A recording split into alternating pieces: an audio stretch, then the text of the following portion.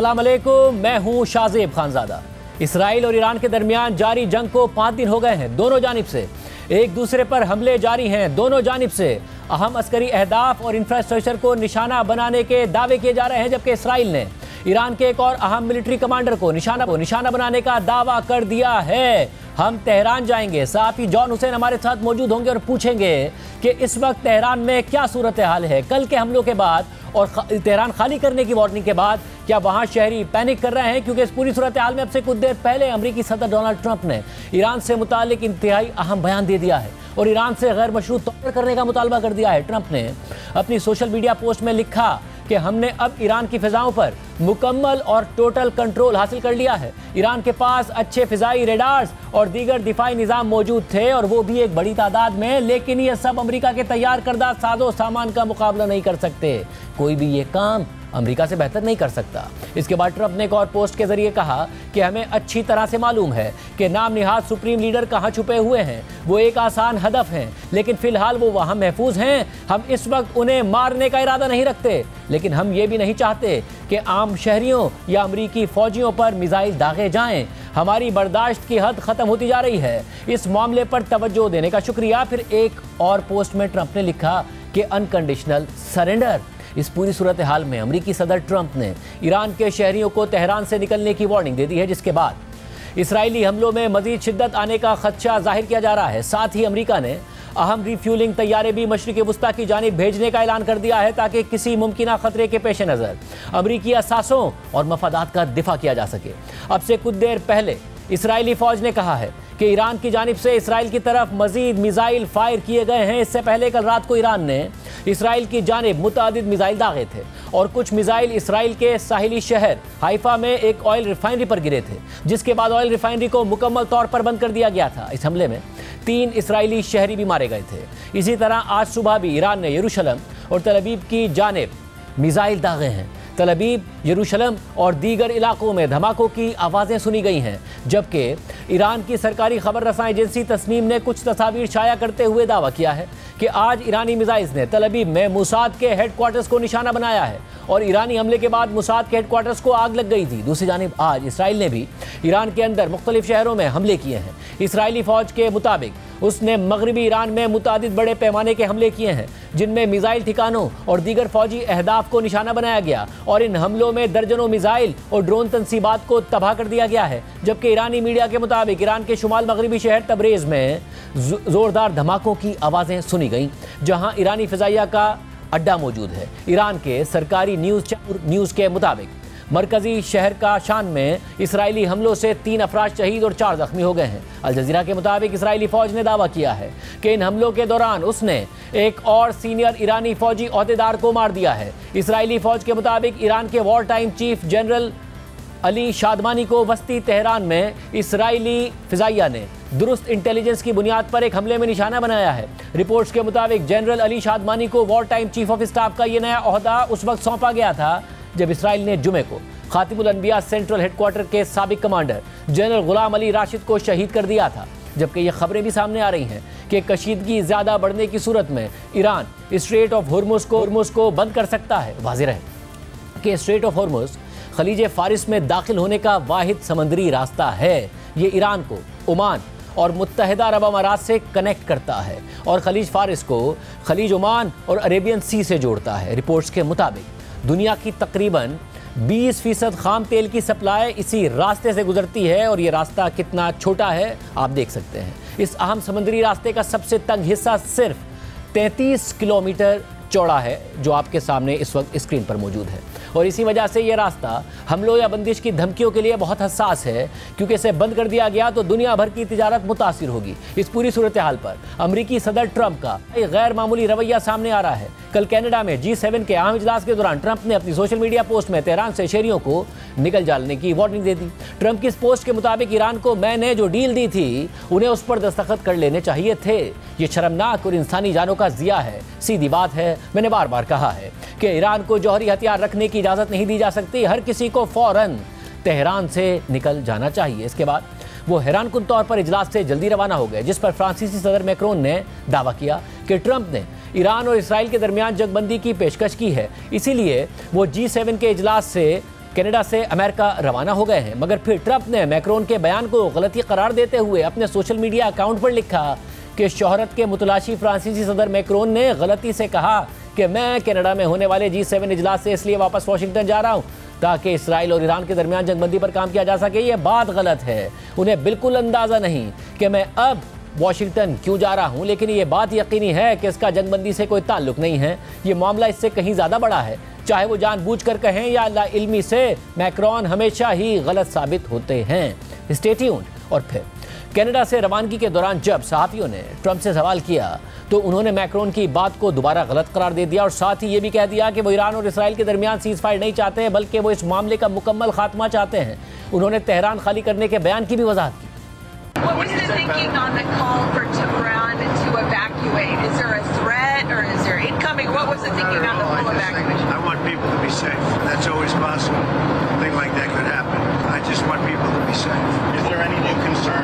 US troops or assets in the region at all today? Great people, they know how to protect themselves. And when you say better, what's we'll come down so hard if they do anything to our people. We'll come down so hard that the gloves are off so beautifully.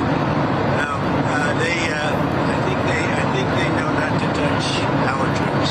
Typically is better than a ceasefire. What are you looking for here? An end. A real end, not a ceasefire. An end. So something that would be permanent. Yeah, or giving up entirely. That's okay too. Are you closer? Are you possible? Is that possible in the next 24? Why not? Certainly impossible. Complete give up. That's possible. Yeah. Can I ask you, because there's been some skepticism, is there any guarantee that if the U.S. did get involved militarily, that a U.S. bomb could destroy Iran's nuclear program and facilities? Of everything or anything in life, you know that. Look at you, right? There's no guarantee. But you're saying a guarantee on what? Do you think if the U.S. got involved militarily, it would actually wipe out Iran's nuclear program, or where's your assessment of that? I hope their program is going to be wiped out long before that, but they're not going to have a nuclear weapon. इस सारी सूरत हाल के बाद, Israeli हमलों के बाद और फिर Tehran खाली करने की वार्निंग के बाद तेहरान में क्या सूरत हाल है? क्या लोग पैनिक कर रहे हैं? अवाम वहाँ पे क्या कह रहे हैं? हुकूमत वहाँ पर क्या कह रही है? जॉन हुसैन सहाफ़ी हमारे साथ तेहरान से एक दफ़ा फिर मौजूद हैं। जॉन, बहुत शुक्रिया मुझे ज्वाइन करने के लिए। कल जब आपसे बात हो रही थी तो उस वक्त उससे थोड़ी देर पहले सरकारी टीवी पर धमाका हुआ था। उसके बाद जो डेवलपमेंट हुई है वो ये है कि ज़ाहिर ईरान में और भी हमले हुए हैं, मगर पहले इसराइल की तरफ से कहा गया कि तेहरानी शहरी तेहरान खाली कर दें, फिर ट्रंप की तरफ से भी कहा गया कि तेहरान को खाली कर दिया जाए। क्या तेहरान में इस वक्त पैनिक है इस हवाले से? जी सलाम शाहजेब, जैसा कि चीज़ें नॉर्मल थी और आज चीज़ें नॉर्मल हैं, but obviously situation I think stress की तरफ जा रही है, अवाम में पैनिक की तरफ जा रही है, क्योंकि पेट्रोल पंप्स पे जो कल लाइंस नहीं नजर आ रही थी वो आज नजर आना शुरू हो गई हैं। हाउएवर ट्रैफिक का जो फ्लो है वो कांस्टेंट है, कंटिन्यूअस है, और मेरे ख्याल में इस वक्त साइकोलॉजिकली दोनों एस्टेब्लिशमेंट्स हैं दोनों मुल्कों की, वो एक दूसरे को टारगेट कर रही हैं। ईरान ने मुख्तलिफ जगहों पे इसराइल के अंदर साइबर अटैक्स किए, उनके मीडिया को हैक किया, उनके सिक्योरिटी कैमरास को हैक किया। At the same time Israel भी यही कोशिश कर रहा है कि ईरान में किसी तरीके से लोगों को पैनिक मोड में डाला जाए। तो आई थिंक आज सिचुएशन जो है वो नॉर्मल से थोड़ा आगे बढ़ गई है, स्ट्रेस की पोजीशन थोड़ा ज्यादा हो गई है, बट ओवरऑल वहां तक नहीं पहुंची है बात कि यहाँ पे लोग इवैक्यूएट कर रहे हों या यहाँ पे लोग पैनिक कर रहे हों या यहाँ पे लोग स्टॉक पाइलिंग कर रहे हों। और क्या हुआ है, क्योंकि तेहरान पर हमले में सीनियर ईरानी कमांडर अली शादमानी को शहीद करने का इसराइल की तरफ से दावा किया गया और अली शादमानी को जनरल गुलाम अली की शहादत के बाद खातमुल अनबिया हेडक्वार्टर की कमांडर मुकर्रर किया गया था। क्या इस हवाले से इत्तलात हैं? जी, सुबह हमको 2 एक्सप्लोजन्स की आवाजें आई हैं यहाँ से और विजिबल भी है। एक एक्सप्लोजन का धुआं यहाँ पे अभी भी विजिबल है। 2 एक्सप्लोजन्स यहाँ पे हुई हैं, डिस्ट्रिक्ट 1 में एक हुई है और डिस्ट्रिक्ट 3 में एक हुई है। इजराइल की तरफ से ये कहा जा रहा है कि अली शादमानी, जो कि जैसा कि आपने बिल्कुल सही कहा, खातमुल अनबिया के जो इस वक्त कमांडर थे, जो कि ऑप्स सेंटर है ईरानी आर्मी का, उसमें उनको जो है वो तैनात किया गया था। अनकन्फर्म्ड रिपोर्ट्स हैं कि वो शहीद हो गए हैं। हाउएवर कंफर्म्ड रिपोर्ट्स अभी तक नहीं आ रही। हम खुद ऑफिशियल रिपोर्ट्स का वेट कर रहे हैं कि ऐसी इसमें कितनी हकीकत है, कितनी सदाकत है इस बात पे। तो कंफर्मेशन किसी भी चीज की इस वक्त नहीं है। ये बहरहाल टारगेट किया गया है। सुबह 2 हमारे सामने एक्सप्लोजन्स हुई हैं। और कल आपने बताया था कि वहाँ जो मुसाद के एजेंट्स हैं उनको भी पकड़ा जा रहा है और लोगों में बहरहाल इस हवाले से नाराज़ी है कि इतनी पेनिट्रेशन कैसे मुसाद की हो गई थी। वो अरेस्ट होना, पकड़े जाना, उसके बावजूद इसराइल का ईरानी कमांडो को टारगेट करना, तो लोगों में ये मजीद पैनिक का बाइस बन रहा है। जी बिल्कुल, आई थिंक कोशिश तो यही की जा रही है कि पैनिक का बायस बने ये चीज़ के यहाँ पे उनको लोगों को पैनिक फैलाया जाए। और दो मोसाद एजेंट्स और पकड़े गए हैं सुबह, और उसके बावजूद इजराइल ने अपने हमले नहीं रोके हैं और उनकी कोशिश यही है कि वो जितना हद तक, जिस हद तक इम्पैक्ट क्रिएट कर सकें वो इम्पैक्ट क्रिएट करें। एंड अभी तक ये नहीं कहा जा रहा कि सिचुएशन डाई डाउन होगी या और एस्केलेट होगी। ये रात को ही हमें पता चलेगा जब ईरान की तरफ से जवाबी कार्रवाई आएगी। मुझे ये भी बताएगा कि गुज़िश्ता रोज़ जो सरकारी टीवी पर हमला हुआ था उसमें ज़ख्मी 3 ख़वातीन वर्कर्स के शहीद होने की इतलात आई हैं। जो वहाँ का मीडिया है वो इस हमले के बाद क्या उसका रद्द-ए-अमल है और क्या इतलात हैं इस हवाले से? जी, यहाँ चीज़ें उस हमले के बाद, आयराबी की बिल्डिंग के हमले के बाद चीज़ें थोड़ी देर हो गई थी। जब हमला इनिशियली हुआ था तो हमें भी रिपोर्ट्स यही मौसूल हो रही थी कि शहादतें हुई हैं, और जैसा कि आपने कहा तीन जर्नलिस्ट जो है वो जख्मी हैं। हमें रिपोर्ट्स आई थी इनिशियली कि वहाँ पे शहादतें हुई हैं, वहाँ पे लोग जख्मी हुए हैं। हाउएवर इस चीज़ में भी कोई ऑफिशियल कंफर्म्ड रिपोर्ट्स हमें मौसूल नहीं हो सकी उन टीवी चैनल्स की तरफ से। जब मैंने अपने कॉलीग को फ़ोन किया IRIB में तो उन्होंने भी मुझे यही बताया कि इस वक्त कुछ लोग हैं जो जख्मी हैं, लेकिन शहादतें अभी तक कंफर्म्ड नहीं हैं। और ये बताएगा कि फिर जो ज़ाहिर एक हालत जंग है वहाँ पर, तो मगर उसके बावजूद हुकूमत क्या कुछ इक़दामात उठा रही है या कुछ अहकामात दे रही है शहरियों को कि उन्हें क्या करना चाहिए सूरत हाल में? देखें शाहजेब, अभी तक हुकूमत ने अगेन इवैक्यूएशन ऑर्डर्स जारी नहीं किए हैं। गाइडलाइंस जनरल जो सेफ्टी गाइडलाइंस हैं, कवर में जाने की, प्रोटेक्टिव शेड्स में रहने की, ये सारी गाइडलाइंस नॉर्मली लोगों को मौसूल हुई हैं। लोकल जो नंबर्स हैं, जो लोकल ईरानियन नंबर्स हैं, उन पे मैसेजेस किए हैं गवर्नमेंट ने कि इमरजेंसी सूरत हाल में आप इन इदारों को रब्ता कर सकते हैं, इन इदारों को फ़ोन कर सकते हैं। और जो मुख्तलिफ डेजिग्नेटेड स्पॉट्स हैं जहाँ पे सर्विसेज मौजूद हैं, जहाँ पे लोग मौजूद हैं जो हेल्प कर सकें, वहाँ पे गवर्नमेंट ने लोगों को आगाही दी है कि वो वहाँ जाके जो है वो सर्विसेज को फराहम कर सकते हैं। अब कल नेतन्याहू से मगरबी मीडिया में सवाल हुआ, गालिबन ये बताएगा कि क्या ईरान के अवाम तक भी ये सारी मालूमात पहुँच रही हैं कि क्या टारगेट खामनाई हैं? तो उनकी तरफ से जो जवाब दिया गया, और जब ये कि डिस्टेबलाइजेशन तो नहीं होगी, तो उनका यही कहना था कि जैसे कि सूरत हाल हल हो जाएगी। अब कैटेगोरिकली तो उन्होंने नहीं कहा कि इसराइल इसको टारगेट करने का इरादा रखता है। ईरान के अवाम इस वक्त क्या सोच रहे हैं कि टारगेट न्यूक्लियर इंस्टॉलेशंस हैं, ईरान के रजीम है, क्या टारगेट है ये जो इसराइल ने जंग शुरू की है? क्योंकि ट्रंप ने अब से थोड़ी देर पहले ट्वीट करके भी कह दिया है कि हमें पता है कि सुप्रीम लीडर कहाँ छुपे हुए हैं, वो आसान टारगेट हैं मगर वो अभी महफूज हैं, हम उन्हें नहीं मारेंगे, कम से कम अभी नहीं मारेंगे। देखें, जैसा कि आपने बिल्कुल सही कहा, art of making the deal, Trump का जो बिहेवियर रहा है, जो जनरल एटीट्यूड रहा है, कि वो यही रहा है कि उनका first to go point of negotiation ये होता है कि वो वल्नरेबिलिटीज को एक्सप्लॉइट करते हैं और एक ओवर पावरिंग पोजीशन से, एक बुलिंग पोजीशन से दूसरे को एक्सप्लॉइट करने की कोशिश करते हैं। And the same thing I think ईरानी जो लोग हैं जिनसे मैं बात कर रहा हूँ वो भी यही फील कर रहे हैं, रियलाइज कर रहे हैं कि ट्रंप और वेस्ट इस वक्त बुली करना चाह रहा है, कोशिश करना चाह रहा है ईरान को, और इजराइल मोस्ट इंपॉर्टेंटली इस वक्त कोशिश कर रहा है किसी तरीके से अमेरिका को और यूनाइटेड स्टेट्स को इस जंग में ले ले। ये जो तफसीलात हैं ये लोगों को भी जनरली पता है, ईरानी लोगों को, और ज्यादा क्लैरिटी इन चीजों में आ रही है जब हमें पता चल रहा है कि USS निमिट्स फॉर एग्जांपल इस तरफ आ रहा है। प्रेसिडेंट ट्रंप ने ट्वीट किया फॉर एग्जांपल, या F-35 जो है वो रवाना हो चुके हैं, और F-22 जो स्टेल्थ फाइटर जेट्स है वो भी रवाना हो चुके हैं। तो ये सारी खबरें लोगों को मौसूल हो रही हैं। हाउएवर लोग ये चीज अंडरस्टैंड कर रहे हैं कि ये साइकोलॉजिकल एक तरीका है या निगोशिएटिंग टेबल पे ईरान को लाने का एक तरीका है फॉर एग्जांपल।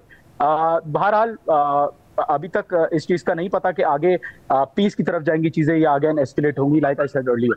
और साहब ज़ाहिर अमेरिका दुनिया की सबसे बड़ी मिलिट्री पावर है, जो भी है जज्बा एक तरफ, मगर क्या लोग ये बात भी इवैल्यूएट कर रहे हैं और चाहते हैं कि किसी भी तरीके से अमेरिका इस जंग में ना आए, और ईरान की तरफ से भी जो, क्योंकि अमेरिका बार बार धमकी दे रहा है कि अगर हमारे एसेट्स को अटैक किया तो फिर हम इन्वॉल्व होंगे, ना अटैक किया जाए? जी बिल्कुल, लोगों को ये बात अच्छी तरीके से पता है कि अमेरिका के पास बहुत ज़्यादा क़ुव्वत है, बहुत ज़्यादा पावर है, but again the more you have to lose as well. तो अमेरिका को इतना भी पता है कि क्योंकि उनके एसेट्स मौजूद हैं तो उनके लिए जंग में आना रीजनेबल नहीं होगा। यहाँ पे वेरियस मुख्तलिफ प्रोफेसर, मुख्तलिफ एकेडमिक्स और मुख्तलिफ थिंक टैंक्स यही कह रहे हैं कि अमेरिका की तरफ जंग में नहीं आएगा, क्योंकि उनके बेसिस है यहाँ पे इराक में फॉर एग्जांपल, या सीरिया में, या मुख्तलिफ जगहों पे, या for example straight of Hormuz जो है वो ईरान चोक कर सकता है। तो यहाँ पे तासुरात इस चीज़ के हैं कि अमेरिका जो है वो इस जंग में एक्टिव नहीं होगा या नहीं आएगा। बहरहाल इस पॉसिबिलिटी को एक्सक्लूड नहीं किया जा सकता, और जज्बात के अलावा अगर रैशनली भी सोचें तो लोग इस बात को रियलाइज करते हैं कि अमेरिका के इस जंग में आने के बाद डायनामिक्स चेंज हो सकते हैं। और जाहिर ईरान ने भी हमले किए इसराइल पर, जिसमें जो है वो रिपोर्ट हुआ कि काफ़ी नुकसान हुआ है। वहाँ पर रिफाइनरी को भी, मुसाद का जो हेडक्वार्टर है उसको भी टारगेट किया गया। इस हवाले से वहाँ क्या रिपोर्ट हो रहा है? जी बिल्कुल, मोसाद का हेडक्वार्टर्स, अमन मिलिट्री इंटेलिजेंस हेडक्वार्टर्स टारगेट किया है ईरान ने, उसको हाइपरसोनिक किया है।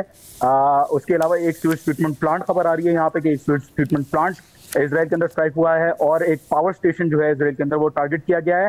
रात को और खबरें आ रही थी कि इजराइल के फॉर एग्जांपल मीडिया को, या इजराइल की जो लोकल सिक्योरिटी है उसके ऊपर साइबर अटैक ईरानीज ने किया है, और यहाँ पे खबरें ये आ रही थी कि जो इनका जो आयरन डोम डिफेंस सिस्टम है उसको भी ईरान ने सक्सेसफुली हैक कर लिया था एक वक्त पे। तो खबरें इस वक्त ये आ रही हैं यहाँ पे ईरानी से। बहुत शुक्रिया। इस हवाले से आपको मजीद तफसीलात भी देंगे। प्रोग्राम में एक ब्रेक शामिल करते हैं, उसके बाद हम इंटरव्यू करेंगे और आपके सामने मौक़िफ़ रखेंगे ज़ोहरान ममदानी का, पहले मुस्लिम इमिग्रेंट जो न्यूयॉर्क शहर के मेयर का इंतखाब लड़ना चाहते हैं। ट्रंप के ऊपर तनकीद करते हैं, नरेंद्र मोदी के ऊपर तनकीद करते हैं, नेतन्याहू के ऊपर तनकीद करते हैं ज़ोहरान ममदानी, और इसके साथ साथ जो कुछ गज़ा में हो रहा है उसको जेनोसाइड करार देते हैं। उसके बावजूद वो अपनी जो रेटिंग्स हैं, वो जो पोलिंग्स हैं, उसको इम्प्रूव करने में कामयाब हुए हैं। ज़ोहरान ममदानी से बात करेंगे, हमें अमेरिका से ज्वाइन करेंगे एक ब्रेक के बाद।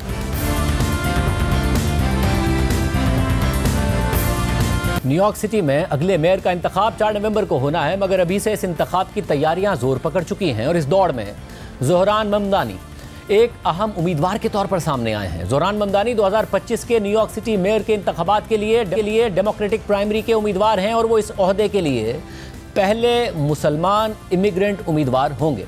साबिक अमरीकी सदारती उम्मीदवार बर्नी सैंडर्स ने ज़ोहरान ममदानी को न्यूयॉर्क शहर के मेयर के लिए बेहतरीन उम्मीदवार करार दे दिया है। बर्नी सैंडर्स ने आज अपनी एक्स पोस्ट में ज़ोहरान ममदानी से मुताल्लिक लिखा है कि तारीख के इस नाजुक मरहले पर रिवायती सियासत काफ़ी नहीं है, हमें ऐसी नई क़यादत की ज़रूरत है जो ताकतवर कॉर्पोरेट मफादात का मुकाबला करने और मेहनत कश तबके के लिए लड़ने का हौसला रखती हो। ज़ोहरान ममदानी ऐसी ही सोच पेश कर रहे हैं। वो न्यूयॉर्क सिटी के मेयर के लिए बेहतरीन इंतखाब हैं। 18 अक्टूबर 1991 को युगांडा में पैदा होने वाले ज़ोहरान ममदानी 2021 से न्यूयॉर्क की रियासती असेंबली के रुकन हैं। वो मौजूदा अमरीकी निज़ाम पर शदीद तनकीद करने के साथ साथ सोशलिस्ट पॉलिसियों के हामी के तौर पर सामने आए हैं। न्यूयॉर्क शहर में मकानों के किरायों में इजाफे को कंट्रोल करना, पुलिस इस्लाहात करना, फ्री बस सर्विस जारी करना, हुकूमती सस्ते ग्रोसरी स्टोर्स और दीगर अवामी सहूलतों की बहाली जैसे मसाइल उनकी मुहिम के मरकजी निकात हैं।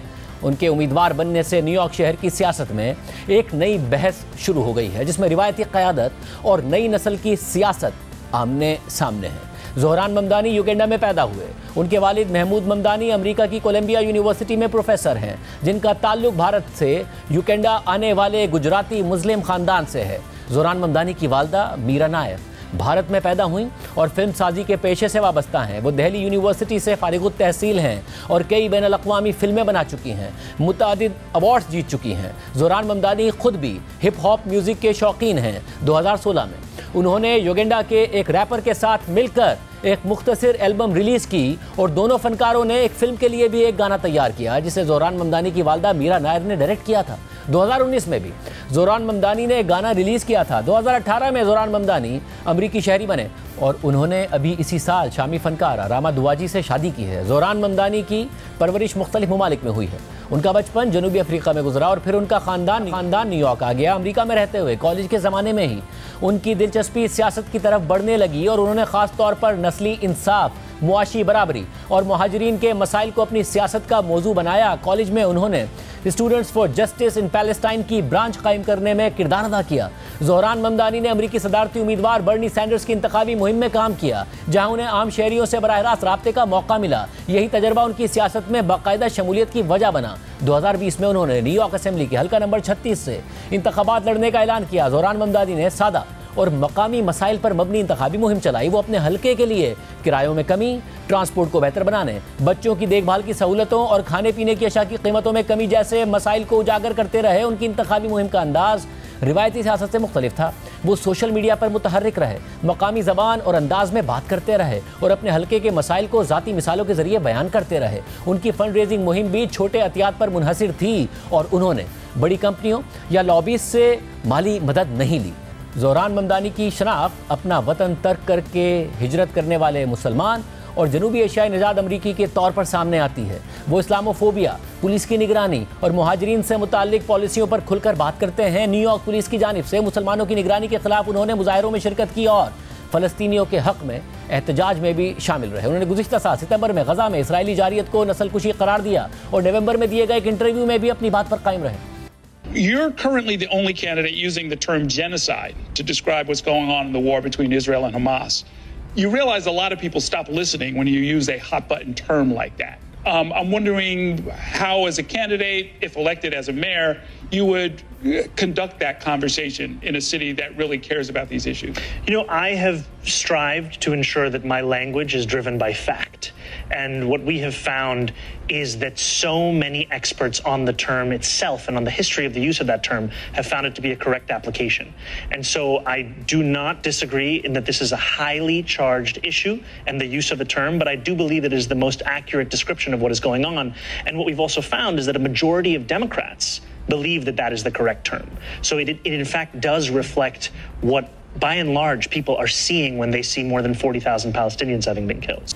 फिर गुज़िश्ता साल दिसंबर में सहाफ़ी मेहदी हसन को इंटरव्यू देते हुए उन्होंने कहा कि अगर वो न्यूयॉर्क के मेयर मुंतखब हो गए और इस्राईली वज़ीर आज़म नेतन्याहू न्यूयॉर्क आए तो उन्हें गिरफ्तार कर लेंगे। Mayor Mamdani, would you welcome Prime Minister Netanyahu to New York City for whatever he comes for, given the US is not a signatory to the ICC, so he can travel to the US, unlike a lot of other countries. Would a Mayor Mamdani welcome Benjamin Netanyahu to the city? No. As mayor, New York City would arrest Benjamin Netanyahu. This is a city that our values are in line with international law. It's time that our actions are also. Even though the US is not a signatory to the ICC? No, it's time that we actually step up and make clear what we are willing to do to showcase the leadership that is sorely missing in the federal administration. Zohran Mamdani अपने भारतीय गुजरात से मुताल्लिक पस मंज़र की वजह से New York के भारतीय वोटर्स की तवज्जो भी हासिल कर रहे हैं, लेकिन वो भारतीय वज़ीर आज़म नरेंद्र मोदी के सख्त नाक़िद हैं और 15 मई को उन्होंने एक डिबेट के दौरान मोदी को नेतन्याहू जैसा जंगी मुजरिम करार दिया। Modi is holding a rally in Madison Square Garden. He wants to hold a joint press conference with you afterwards, reaffirming the strong bond between India and New York. Do you agree to the event? No, and I just want to say something here, which is that my father, his family comes from Gujarat in India, and his family is Muslim, I'm Muslim, and Narendra Modi helped to orchestrate what was a mass slaughter of Muslims in Gujarat to the extent that we don't even believe there are Gujarati Muslims anymore. And when I tell someone that I am, it's a shock to them that is even the case. And this is someone who we should view in the same manner that we do Benjamin Netanyahu. This is a war criminal. Mayor की इंतखाबी मुहिम के दौरान ज़ोहरान ममदानी अपने मुनफरिद अंदाज और ख़यालात की वजह से भी तवज्जो का मरकज़ बने हुए हैं। उन्हें एक सोशलिस्ट मुसलमान भारतीय रैपर की हैसियत से शनाख्त किया जा रहा है, जो अमरीकी मुआशरे में डाइवर्सिटी की एक अलामत समझी जा रही है। ज़ोहरान ममदानी खुद न्यूयॉर्क की सड़कों पर जाकर आम लोगों, ख़ासतौर पर तारिकीन वतन से बात करते दिखाई देते हैं और उनके मसाइल मालूम करते हैं। वो खुद सड़कों पर जाकर अपनी इंतखाबी मुहिम के लिए दिलचस्प अंदाज में वीडियो पैगामात रिकॉर्ड करा रहे हैं। Zohran Mamdani democratic socialist of America के 8 रुकनी सोशलिस्ट इन ऑफिस ग्रुप के रुकन हैं और मुस्लिम डेमोक्रेटिक क्लब ऑफ न्यूयॉर्क से भी वाबस्ता हैं। उनकी असेंबली की नशिस्त न्यूयॉर्क शहर के उन इलाकों पर मुश्तमिल है जहां मुसलमान और अरब वोटर्स की खासी बड़ी तादाद मौजूद है और यही इलाका न्यूयॉर्क सिटी की सोशलिस्ट तहरीक का मरकज़ भी समझा जाता है। इस पूरी सूरत हाल पर बात करेंगे। हमारे साथ खुद ज़ोहरान ममदानी अमेरिका से मौजूद हैं। ज़ोहरान, बहुत शुक्रिया हमें शो में ज्वाइन करने के लिए। मुझे अंदाज़ा है कि आपको उर्दू समझ में आती है, इसलिए मैं सवालात उर्दू में करूँगा। आप उर्दू और इंग्लिश मिक्स जवाब दे सकते हैं जिस तरीके से आपको मुनासिब लगे। सबसे पहला सवाल ज़ाहिर ये है कि क्या न्यूयॉर्क तैयार है? ज़ाहिर न्यूयॉर्क एक डाइवर्सिफाइड शहर है जो दुनिया भर से मुख्तलिफ रिलीजन्स को, मुख्तलिफ जो नस्लें हैं उनको वेलकम करता है, मगर इस वक्त एक पोलराइज माहौल है, ऐसा पोलराइज माहौल है जिसमें सदर ट्रंप मुंतखब हुए हैं और अभी अमेरिका के सदर मुंतखब हुए हैं, वो ज़ाहिर है बड़ी कॉर्पोरेट्स के लिए टैक्स कट की बात करते हैं, इसके अलावा ज़ाहिर है वो इमिग्रेंट्स के ख़िलाफ़ बात करते हैं। आप एक सोशलिस्ट मुस्लिम इमिग्रेंट उम्मीदवार हैं, क्या न्यूयॉर्क तैयार है? मुझे लगता है कि हाँ, न्यूयॉर्क तो डेफिनेटली तैयार है। और the conversations that I have had with New Yorkers, ये पूरा शहर में अक्रॉस द 5 boroughs, मैं यही सुनता हूँ कि this is the most expensive city in the United States. और इतना मुश्किल बना है for working class New Yorkers to actually be able to afford this city. और ये पूरा campaign it's focused on affordability, on making this city affordable, on freezing the rent, on making buses fast and free, on delivering universal child care. और जब भी मैं लोगों के साथ बात करता हूँ इस कैंपेन के बारे में, and the focus of it, they see their own struggles in this, क्योंकि more and more New Yorkers are being priced out of this city, they're being pushed out of this city, and they are ready for a new generation of leadership, and they know that Muslims are just like every other New Yorker. We want and deserve the same things, equality and respect, and ultimately it's time to show that this city's politics can look more like the city itself. मतलब और जब आप बाहर से देखते हैं तो ज़ाहिर ऐसा लगता है कि जो दुनिया भर में, ख़ासतौर पर वेस्ट में, जो राइट विंग पॉलिटिक्स है it is on the rise, और शायद लोगों के लिए इतना वेलकमिंग एटीट्यूड नहीं होगा। बट जब आप वोटर्स के पास गए हैं तो आपको क्या बड़ा वेलकमिंग एटीट्यूड मिला, बहुत एक वेलकमिंग रवैया मिला कि एक मुस्लिम इमिग्रेंट जो है वो मेयर बन सकता है न्यूयॉर्क का? जी, बात यह है कि जब भी आप न्यूयॉर्कर्स के साथ बात करो तो then it's a very different conversation. It's one that is about the issues in their lives. जब भी आप ये corporate PACs और ये billionaires के साथ बात करो, then what you'll hear is their focus on trying to divide New Yorkers. क्योंकि अभी 7 दिन बाकी हैं ये इलेक्शन में, और मैं और Andrew Cuomo, we are in a single-digit race, and his campaign is receiving millions of dollars from Republican billionaires, and they're using that money to design mailers that artificially lengthen my beard, that darken my beard, that ask New Yorkers to be afraid of me. And there are candidates that describe me as a monster. They describe me as being at the gates. This is the language of Islamophobia. You've had an elected official, Issi Sheher mein, calling for me to be an American citizen and a leading candidate for mayor. So when these things happen, you understand that they are attempts to divide New Yorkers. But जब आप actually New Yorkers के साथ बात करो, then you will hear that they are hungry for a new generation of leadership. And what they understand is that being a good Muslim is just being a good person. It means providing help to those who need it and harming no one. And ultimately, that's how I was raised, to understand my place in this world and my responsibility as to how to make it a better one. और जो Andrew कोमो है वो साबिक governor हैं, scandals का ज़रूर शिकार रहे, मगर जो रीसेंट डिबेट है, आपने अपना जो मार्जिन है 40% था, उनके साथ मुसलसल एक छोटी सी कैंपेन में मुख्तसर अरसे में उसको नैरो डाउन किया है। एक पोल में तो आप भी लीड करते हुए नज़र आ रहे हैं, बट जो मोस्ट रीसेंट डिबेट थी उसमें उन्होंने आपको अटैक किया इस बात पर कि आप यंग हैं, आप इनएक्सपीरियंस्ड हैं, जिस सीट के लिए आप लड़ रहे हैं एक बहुत ही कॉम्प्लिकेटेड शहर है, दुनिया का सबसे इम्पॉर्टेंट शहर है, वहाँ पर 33 साल का एक इनएक्सपीरियंस नौजवान उस शहर को नहीं चला सकता। तो आप कैसे ये साबित करेंगे कि like people should vote for you and not for experience? मैं न्यूयॉर्कर्स को पूछता हूँ कि इस टाइम में do they have the answer for what kind of experience we need? Because I look at Andrew Cuomo's experience and I see him having the experience of having cut Medicaid funding, of having stolen hundreds of millions of dollars from our public transit system, of having hounded the more than dozen women who have credibly accused him of sexual harassment, of claiming to fight for working people but giving his rich tax donors a tax break. And ultimately, that's the kind of experience that brought us to this point of an affordability crisis. And that's what I said to Andrew Cuomo, that those are the experiences I do not have. I do not have the experience of resigning in disgrace because I'm not Andrew Cuomo.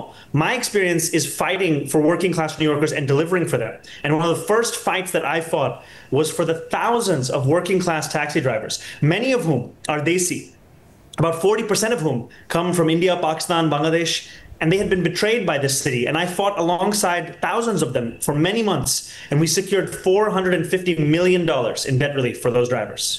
मतलब और ज़ाहिर we are in this part of the world जिसकी बहुत ज़्यादा नज़रें हैं कि middle east में क्या हो रहा है, और आप के बारे में ज़ाहिर बार बार आपको भी जब आप अपने इंटरव्यूज़ दे रहे थे सवाल किया गया कि आप वाहिद कैंडिडेट हैं जिन्होंने पैलेस्टाइन के हवाले से और जो गज़ा में हो रहा है उस पर जेनोसाइड का लफ्ज़ इस्तेमाल किया, और आपसे बार बार सवाल हो रहा था कि न्यूयॉर्क एक ऐसा शहर है जहां इसराइल के बाद सबसे ज़्यादा जूस रहते हैं, तो क्या आप अपने जो जूइश वोटर्स हैं उनको नाराज़ कर रहे हैं? क्या क्या रिस्पॉन्स है वहाँ पर? बात यह है कि इस शहर में there is often a conversation as if Jewish New Yorkers have only one opinion on the topic of Israel and Palestine. And what I've found, in fact, as a candidate in second place with Jewish New Yorkers, is that there is a wide diversity of opinion on this topic, and also an ability to understand that we may not agree on the question of the policies of the Israeli government, but that our disagreement is still rooted in the same shared humanity. And ultimately, the conclusions that I have drawn, the statements that I have made, they are echoing the same findings by Israeli historians like Amos Goldberg and Daniel Blattman. They are echoing the words of a former Israeli Prime Minister, Ehud Olmert himself, who just a few weeks ago said, "What we are doing in Gaza is a war of devastation. It is limitless, indiscriminate, criminal, and cruel killing of civilians." This is the language that so many New Yorkers are not only hearing, but are sharing as their own analysis of what is happening. And I think there is an inability to understand that our campaign's success is not despite Jewish voters. It is in fact because of Jewish voters that our campaign has built that support and brought Jewish New Yorkers and Muslim New Yorkers and New Yorkers from all backgrounds together, as we're now on the precipice of toppling a political dynasty. मतलब और Benjamin Netanyahu के खिलाफ Israel के अंदर भी protest हुए जब वो गज़ा के अंदर ये सब कर रहे थे। आप ये कह रहे हैं कि जब आप नेतन्याहू के खिलाफ इतनी सख्त लाइन लेते हैं तो ऐसा नहीं है कि जो न्यूयॉर्क में जूस मौजूद हैं वो सब आपके खिलाफ हो जाते हैं, ऐसी लोग मौजूद हैं जो इस पूरे का पूरा जो कुछ गज़ा में हुआ या खित्ते में हो रहा है उसके हामी नहीं हैं, वो अग्री करते हैं आपकी बात से? जी।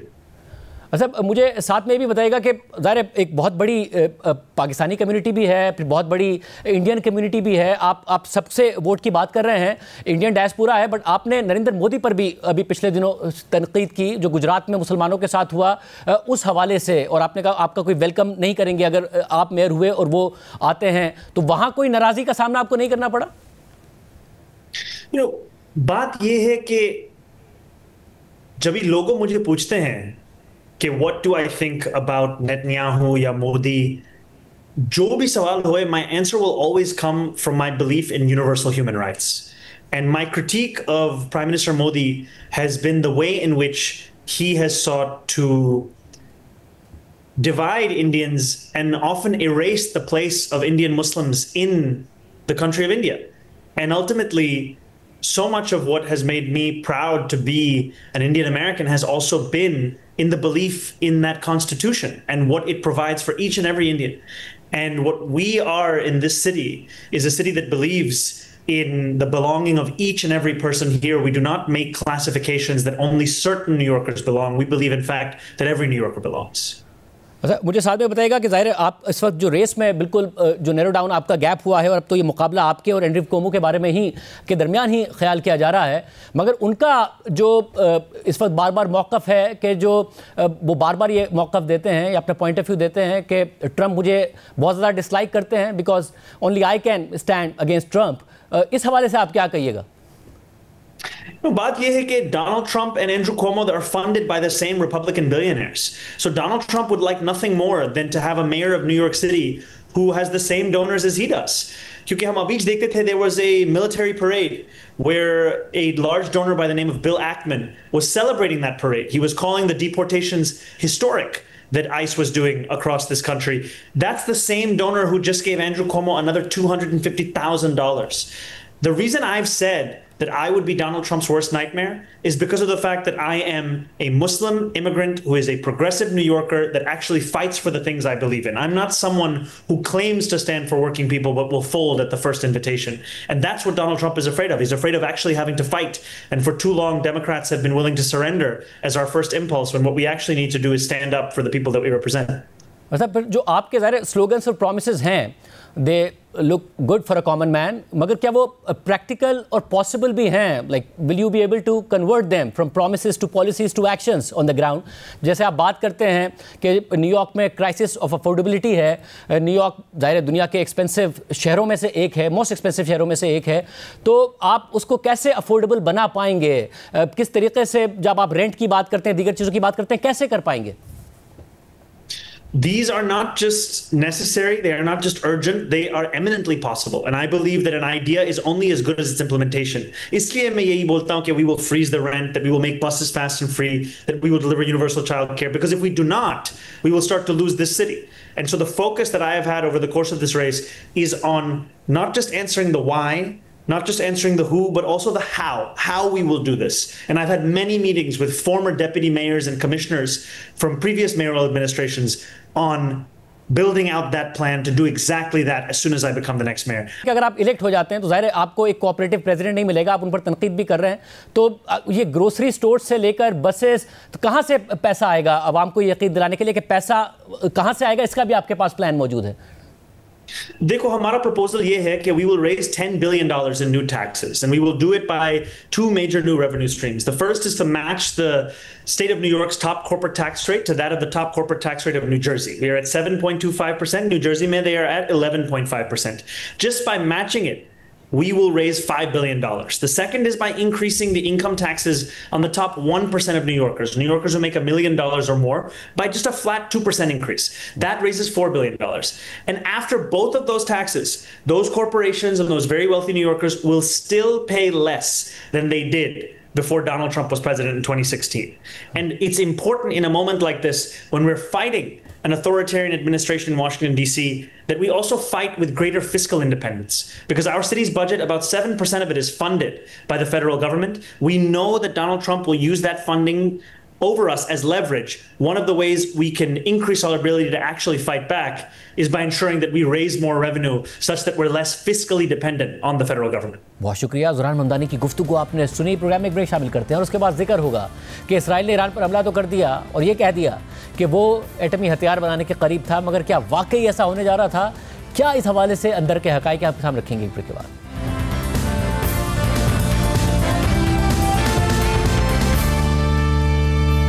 इसराइली वज़ीर आज़म नेतन्याहू मुसलसल ये दावा करते आ रहे हैं कि ईरान जौहरी हथियार बनाने के निहायत करीब पहुंच गया है और उससे इसराइल के वजूद को ख़तरा है, और इसी ख़तरे को जवाब बनाकर इसराइल ने जुमे को ईरान पर गैर मामूली हमलों का आगाज़ कर दिया था और हमलों के पहले दिन ही उसने ईरान के अहम न्यूक्लियर साइंसदानों समेत अहम अस्करी क़यादत को भी शहीद कर दिया था। लेकिन इसराइल के अहम इत्तेहादी अमेरिका के इंटेलिजेंस इदारे इसराइल के इन दावों से मुत्तफिक नहीं हैं। यहाँ तक कि मार्च में अमेरिका की नेशनल इंटेलिजेंस की डायरेक्टर तुलसी गैबर्ट तक ने कह दिया था कि ईरान न्यूक्लियर हथियार नहीं बना रहा है। The IC continues to assess that Iran is not building a nuclear weapon, and Supreme Leader Khamenei has not authorized the nuclear weapons program that he suspended in 2003. The IC continues to monitor closely if Tehran decides to reauthorize its nuclear weapons program. Iran's enriched uranium stockpile is at its highest levels and is unprecedented for a state without nuclear weapons.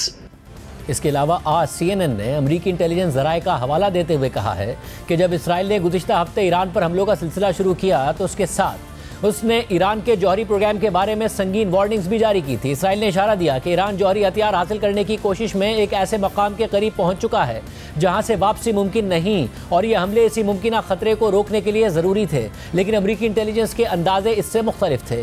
4 बाखबर अफराद के मुताबिक ना सिर्फ ये कि Iran फिलहाल जौहरी हथियार हासिल करने की सरगर्म कोशिश नहीं कर रहा, बल्कि वो इस काबिल होने से अब भी तकरीबन 3 साल दूर है कि वो जौहरी हथियार तैयार करके उसे किसी भी हदफ तक पहुंचा सके। एक और सीनियर अमेरिकी एहलकार ने CNN को बताया कि ईरान जौहरी हथियार बनाने से बस एक कदम दूर है। अगर वो चाहे तो उनके पास हर वो चीज़ मौजूद है जो उन्हें दरकार है। अब इसराइली फ़िज़ाई हमलों के कई दिन बाद अमेरिकी इंटेलिजेंस हुक्काम का मानना है कि इन हमलों ने ईरान के जौहरी प्रोग्राम को सिर्फ चंद माह पीछे धकेला है। अगरचे नेतन्स की तनसीबात को खासा नुकसान पहुंचा है जहां यूरेनियम अफजोदा करने वाले सेंट्रीफ्यूजेस मौजूद हैं, लेकिन ईरान की दूसरी मजबूत और ज़ेर ज़मीन तनसीब फुर्दो इसराइली हमलों में तकरीबन महफूज रही है। दिफाई माहिरीन का कहना है कि इसराइल के पास वो मखसूस अमरीकी हथियार और फ़िज़ाई मदद मौजूद नहीं है जो फुर्दो जैसी मजबूत तनसीब को नुकसान पहुंचाने के लिए दरकार है। मगर कल जब अमेरिकी सदर ट्रंप से उनकी नेशनल इंटेलिजेंस डायरेक्टर तुलसी गैबर्ट के बयान से मुतालिक सवाल हुआ तो उन्होंने कहा कि मुझे इससे फ़र्क नहीं पड़ता कि तुलसी गैबर्ट ने क्या कहा था, लेकिन मैं समझता हूँ कि वो बहुत करीब थे।